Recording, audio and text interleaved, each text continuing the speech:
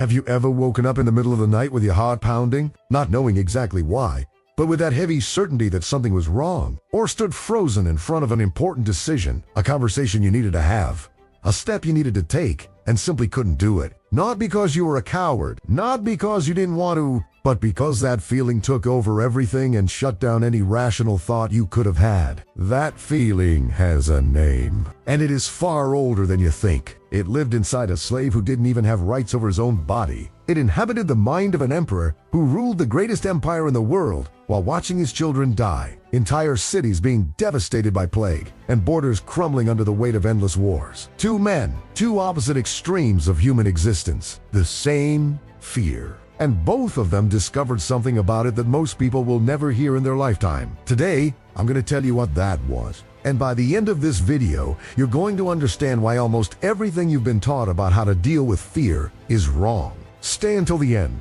The third Stoic teaching is the one that changes everything. Let me tell you about Epictetus. Was born a slave, not as a metaphor, not as an expression. He didn't choose where he was born.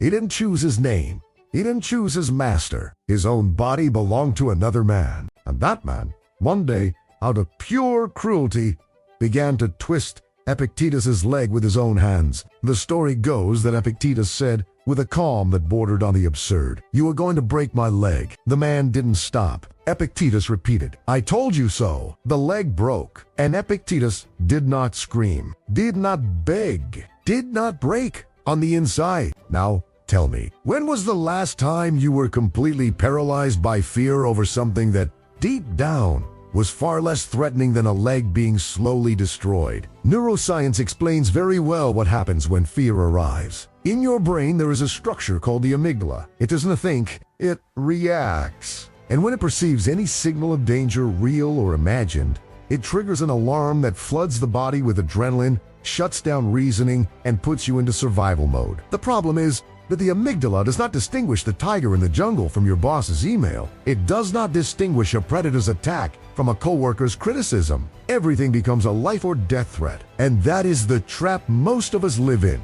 We are controlled by an alarm system that was programmed for the African savannah, but is now firing inside your conference room, in your relationship, in your bed at 3 a.m. while you toss and turn, unable to sleep. Fear, at its origin, is protection. It is the oldest instinct you have. The problem is that the fear you feel today, most of the time, is a lie your own brain tells you. And the Stoics, 2 millennia ago, understood exactly that. So what does most people do when they feel fear? They run, they avoid, they distract themselves, they open their phone, they postpone the conversation, they swallow the feeling and pretend it doesn't exist. Or they go to the opposite extreme. They try not to feel. They suppress it. They convince themselves that I'm not afraid of anything and use that as an identity. The Stoics came along 2,000 years ago and said, both strategies are wrong, not because they are weak, but because they attack the wrong place. Epictetus wrote a sentence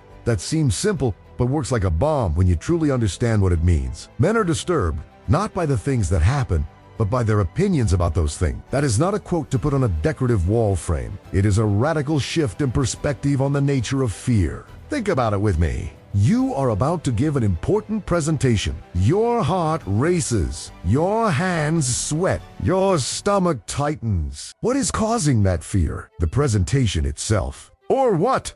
You are thinking about it. What if I forget everything? What if they judge me? What if I look like an idiot in front of everyone? Stoicism points out, the problem is not the presentation. The problem is the judgment you are making about it. And that changes everything, because the judgment depends on you. The presentation does not. The Stoics call this the dichotomy of control. The logic is this: everything in life falls into 2 categories. What depends on you and what does not depend on you. What depends on you is your thought, your choice, your action, your attitude toward what happened. What does not depend on you is what others think, the final outcome, the past and the future. And here is the point that hurts the most. Almost every fear you feel is about things that are not under your control. You don't fear getting fired. You fear what comes after. You don't fear the difficult conversation. You fear the other person's reaction. You don't fear the loss. You fear the pain you imagine you will feel. You are suffering today over a tomorrow that hasn't arrived yet, and maybe it never will. Seneca was even more direct. It is the height of folly to be wretched now, because you may be wretched at some future time. You are suffering over something that hasn't happened yet, and your suffering right now is completely real,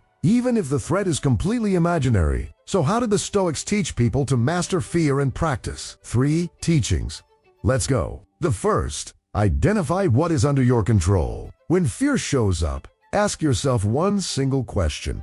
Just this one. What, in this situation, depends on me, not what you want to happen, not what you fear will happen, what you can actually do right now. The layoff that might come. You don't control that, but you do control how you work today, how you prepare, how you position yourself, the opinion someone formed of you. You don't control that, but you do control your words, your posture, your integrity. Every time you put energy into what you don't control, you are feeding the fear. Every time you put it into what you do control, you are building courage. It's that simple, and it's that hard. The second teaching is going to sound strange, and I want you to hear it all the way through before you judge it. The Stoics taught people to imagine the worst possible scenario, on purpose, in detail. They called this the premeditation of evil, or premeditatio malorum. Not to torture yourself, but to realize that you survive. Marcus Aurelius,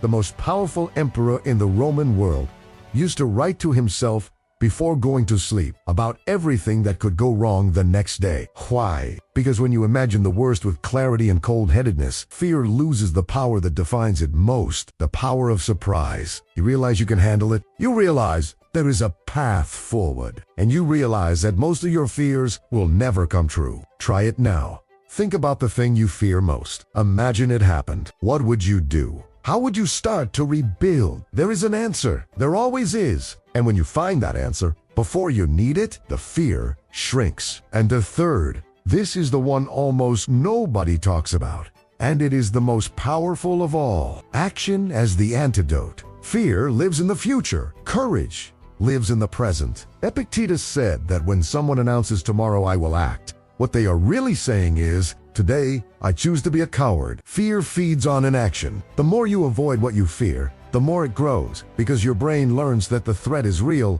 precisely because you keep running from it. Action, any action toward what you fear, sends a different signal to your nervous system.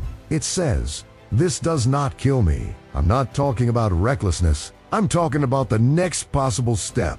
No matter how small, send the email. Make the call, start the conversation. Write the first line. Stoicism does not promise that fear will disappear. It promises that you can act in spite of it. And that is exactly where courage lives. Remember when I said at the beginning that by the end of this video you would understand why almost everything you've been taught about fear is wrong? Here it is. You were taught that being courageous means not feeling fear, that a strong person doesn't tremble, that a resilient person is one who never wavers. Stoic courage is not the absence of fear. It is the presence of reason, even when fear appears. Marcus Aurelius, the emperor, confessed in his private journal that he struggled daily against laziness, discouragement, and sadness. Epictetus, the slave, felt physical pain, real, intense, undeniable. The Stoic wise man also feels. The difference was not in what they felt, it was in what they did with it. They did not let the alarm become the command. They did not grant fear the right to define the next action. An ancient text about Stoicism says, when a terrifying sound is heard, it is inevitable that even the soul of the wise man is shaken, but the wise man does not give his assent. He keeps the strength of his judgment. It is essential not to fear. Essential not to fear. Not impossible to feel fear. Essential not to let fear decide.